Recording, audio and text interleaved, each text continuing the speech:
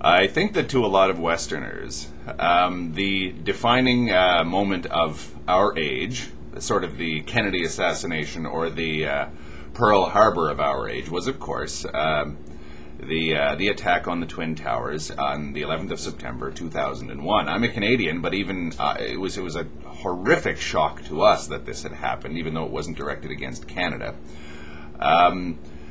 And I'm sure that I speak for a lot of other people throughout the entire world. I think it was just such a horrific, monstrous crime that it just burned itself into our consciousness.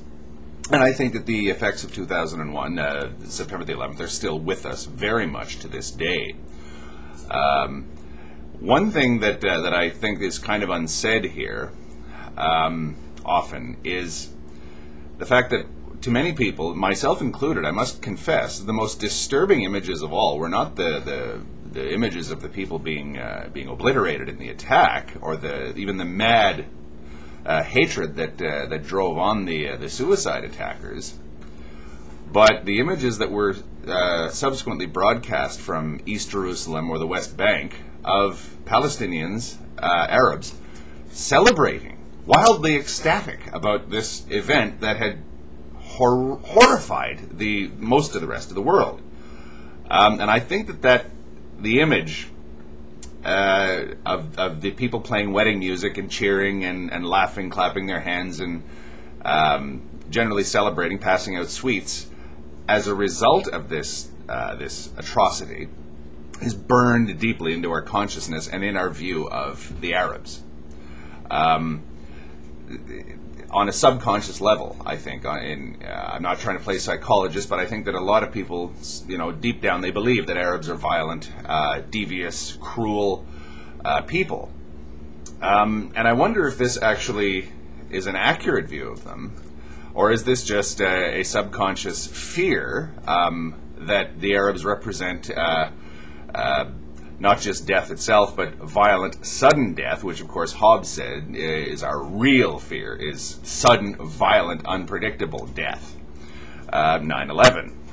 And people that we may associate with this kind of thing, i.e. the suicide bomber in an Israeli cafe, or the 9/11 suicide bomber, or suicide bombers in general, plus the people who cheer them on, represent this. Now, I wonder if an examination of the two societies really bears this out. Are Arabs really violent? Well, for one thing, anyone who's ever actually been to the Arab world will notice just how safe the streets of their countries are, their cities. In most Arab countries, women are safe anywhere, no matter what hour or where they are. They don't have to worry about being assaulted or anything like this. It does happen, of course, but it's just not as common as it would be here in the West. Other things like the way that children and elderly people are looked after, spoiled even, and the generally easygoing temperament of both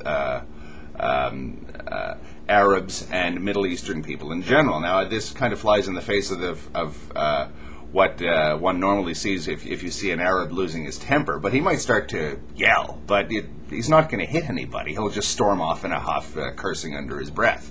Whereas to us, that's the signal for violence. A shouting match could end up in a fist fight. And another salutary lesson is to see us through their eyes. Are we really all that nice either? Are we really, at least as far as they see us? The Arabs never had a Holocaust. They've had such things inflicted upon them historically, not by the West, or unless, of course, you count, say, the sack of Jerusalem or certain depredations of the Crusaders. It wasn't to the extent of the Holocaust, but the Mongols and various peoples of the steppes, when they invaded the Arab world, committed genocide basically upon Arabs. They've generally been more likely to be on the receiving end of a conquest or genocide or aggression than they have of doling it out. And even they seem to recognize this to this day. I once vacationed for a while in Tunisia, and I got into an interesting conversation with a Tunisian, and they take a fairly dim view of their own martial abilities, and I think this may represent Arabs in general. Oh yes, we're easily conquered. Usually when we fight somebody, we lose. We're just not aggressive people. You know, a Tunisian is most happy when he's sitting at home with his family, preferably with children and elderly around, and everyone's got something nice to eat and everybody's happy. The obsession with firearms and things military, which me, a pacifist, am guilty of. I'd probably say at least a third of my books deal with military history. That's absent in the Arab world. They generally aren't like this. In fact, the only people in the Islamic world that have martial traditions that are particularly good fighters are non-Arabs. The Chechens, the Bosnian Muslims, the Kurds, the Turks, especially the Turks. The Turks are as good as anyone on earth when it comes to soldiering. And the Afghans. None of these people are Arabs. And this was recognized at an early stage by the Arabs when they imported or they recruited Turks and Kurds to fight the Crusaders. They kind of thought, well, we can't deal with these huge blonde-haired monsters from Europe. We can't fight them on equal terms. First of all, we're not naturally aggressive the way that they are. Secondly, we don't have the martial traditions that they obviously have. The medieval knight had his whole life was devoted to war, so they needed Turks and Kurds to fight for them. Even the Turkish historically have believed that Europeans were more violent just by nature than they were.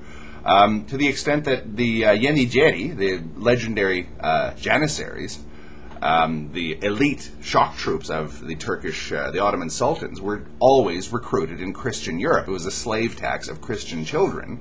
They were raised as fanatical Muslims, but it was believed that because they are European, they're naturally more violent and vicious, and we need these Europeans to help us fight the Europeans. So that too is an interesting stereotype. I don't particularly believe, again, that Northern Europeans in general, Slavs, Germanic people, Celtic people, are actually more violent. But we are seen as such by Arabs. We are seen as naturally aggressive and violent people. And I think that accounts for a great deal of the misunderstandings inherent on both sides.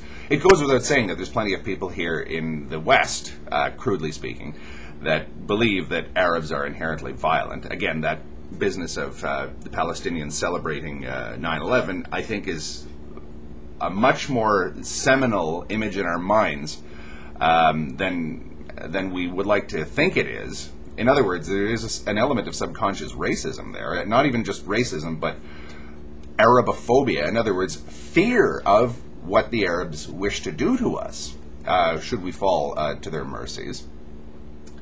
There's more of that than we like to admit to ourselves, but by the same token, they have a large number of stereotypes and misconceptions about us. And not all of them are complete malarkey. A lot of them actually are based upon their historical experiences with the West.